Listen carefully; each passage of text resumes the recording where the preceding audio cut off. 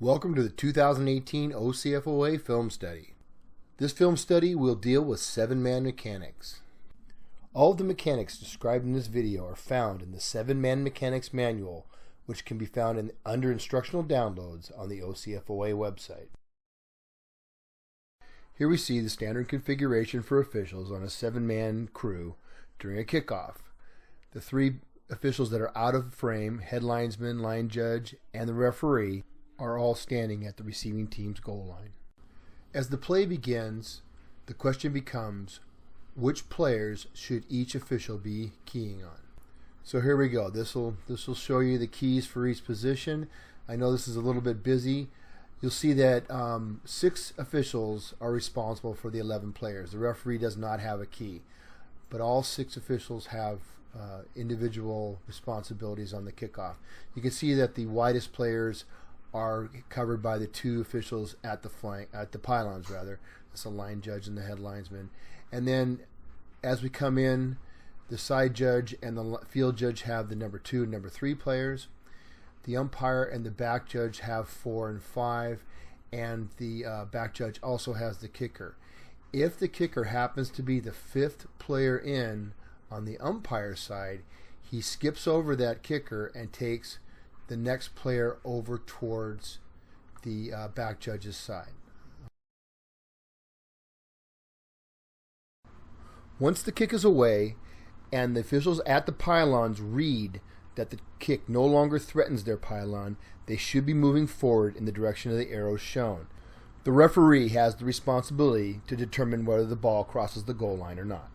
One additional point on responsibilities during a kick. After the ball is kicked, the umpire and the back judge will curl into the field and proceed no more than 8 to 10 yards down the field. The field judge and the side judge should proceed no more than 10 yards down the field. The field judge and the side judge both have sideline responsibilities to the goal line, and the back judge has primary goal line responsibilities on any return. So here's another kickoff, and this one's a little goofy. It looks like it's going to be stopped for a short return, and it turns into something, and a couple of our officials get fooled by this. That's kind of a weird squibby kick. We see the head linesman wind the clock as he should. Now it looks like he stopped right there. Head linesman's actually coming into spot, and then he gets away. Now I want you to keep your eye on the bottom of the screen and look at our side judge. He is 20 yards downfield when he's only supposed to go 10. I'm sure he's thinking he's going to help spot, but we don't want to be caught there because you got to maintain that cushion. You've got goal line responsibilities down the sideline. Let's take a look at it again from this angle. We'll see our umpire curl in as he should. And we're going to see a good job by the back judge maintaining that cushion. He's going to come into frame here in just a second as the play develops. There he is, backpedaling, maintaining that cushion. Good job. Now let's discuss receiver keys based on formations at the snap. Remember, keys can change if the offensive team shifts or a player goes in motion, and therefore a snapshot must be taken by the crew when the ball is snapped.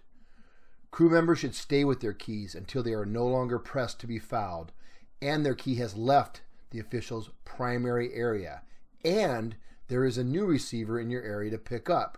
Remember, you never want to be officiating air. If you do switch receivers, be sure to communicate with the crewmate that you switched with, confirming that they made the switch as well. If you're using radios, this should be easy. If you're not using radios, you need to discuss the communication signals with your crewmates during the pregame. Here we see a balanced formation and the keys for each official at the snap. As the play starts, the back will slant to the head linesman's side, while the head linesman's key will drag toward the line judge side of the field. This is a good example of a situation where the head linesman and line judge should switch receiver responsibilities. The running back is not pressed, and therefore the head linesman can stay with his original key a little while longer to be sure that he is not fouled.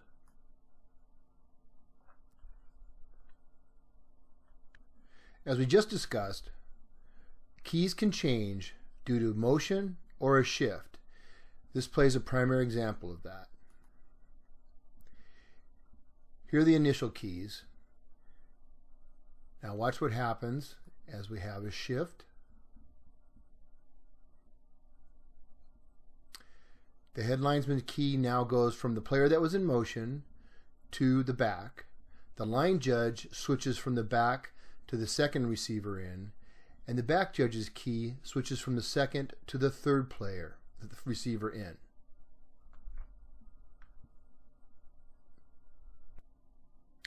Here's another play where the keys are the same as our previous play.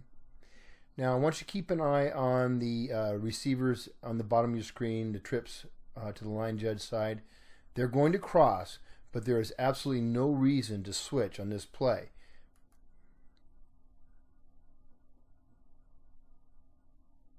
Keys remain the same. Now we have an interception.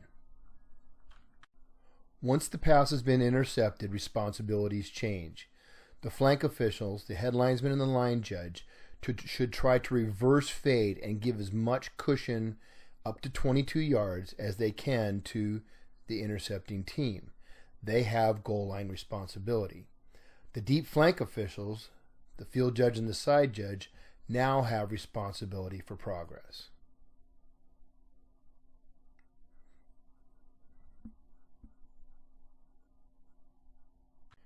Here we see a balanced formation and the corresponding keys. The head linesman's key is going to go in motion, but the key here is where was the player when the ball is snapped. As you can see, he is still basically on the head linesman's side. The head linesman stays with this player. Now we're going to watch a run, and we've got the line judge throwing a flag for holding. He's looking out in front of the play, as he should. See if I can get this to actually stop.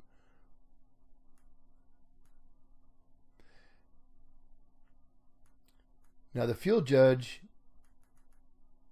is straight lined on this play. If he'd have thrown a flag, that would have been fine. Comes in, gets a spot from the line judge, and the line judge reports the foul to the referee. Okay, so here we see a formation, trips strong to the head linesman's side of the field. Here are the keys. Now this is an example of a play where we would have a switch. Watch the head linesman and side judge's keys. Run this in slow motion. Now at that point we would not have a switch. This the side judge's key is definitely threatened and pressed. But now they're apart, and now we'd switch.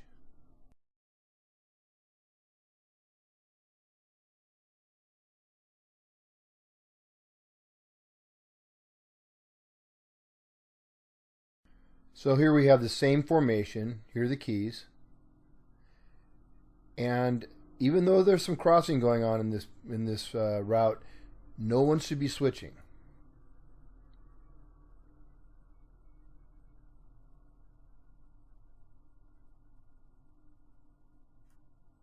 Let's take a look at that in slow motion. Watch the head linesman's key. The second receiver in. He's being jostled there, no foul, but he should be on that. And now the back judge rules on catch, no catch.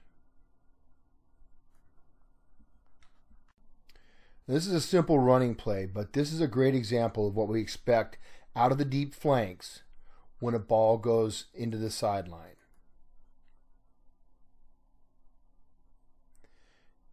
You can see this is only a 2 or 3 yard gain, but in comes the field judge. He's keeping his eye on extracurricular activity. The line judge is able to take care of the spot. They're both watching player activity. This is the kind of movement we want out of the deep flanks. Okay, this play, we're just using this as a reminder to the deep flanks that you've got to maintain a cushion. Our deep flank should be 20 to 22 yards off the line of scrimmage at the snap, and you want to maintain about a 10 to 15 yard cushion at all times between you and the ball carrier.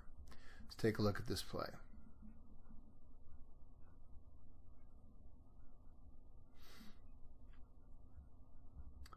Okay, we see our field judge in the frame right there. He's got maybe a 7-yard cushion. Not the worst thing in the world, but we want to be a little bit deeper than that. Why? Because you do not have progress, but you do have goal line responsibilities. So we just talked about cushion. Here we see a good example of that. The ball is at the B47. Our side judge is at the B25, exactly 22 yards beyond the line of scrimmage.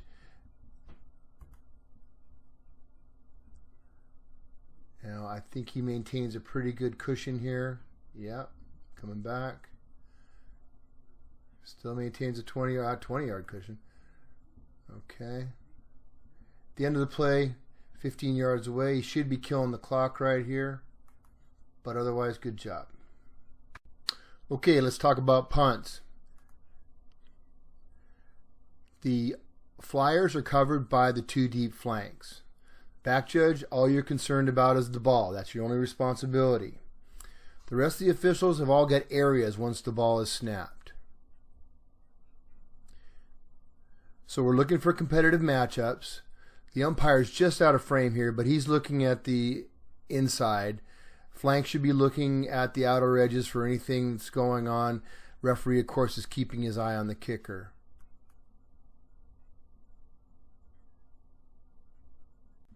The back judge is going to stay with the ball. The side judge should be concentrating on action coming up the field, not on the spot of that ball.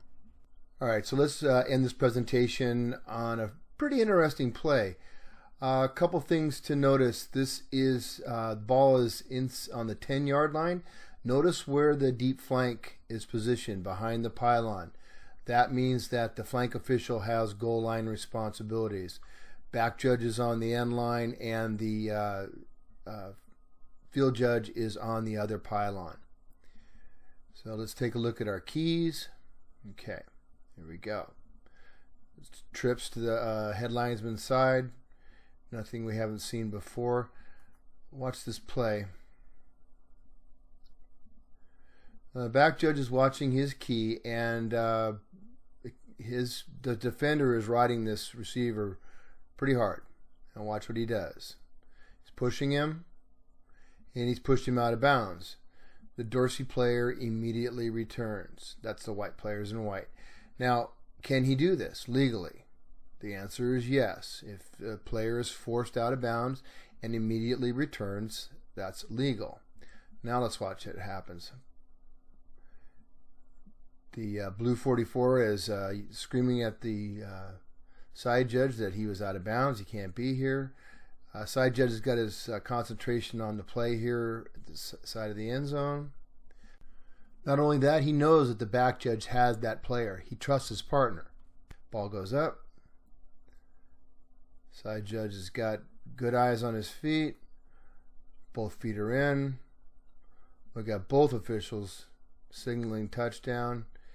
And blue 44 is complaining to the official that that's not fair.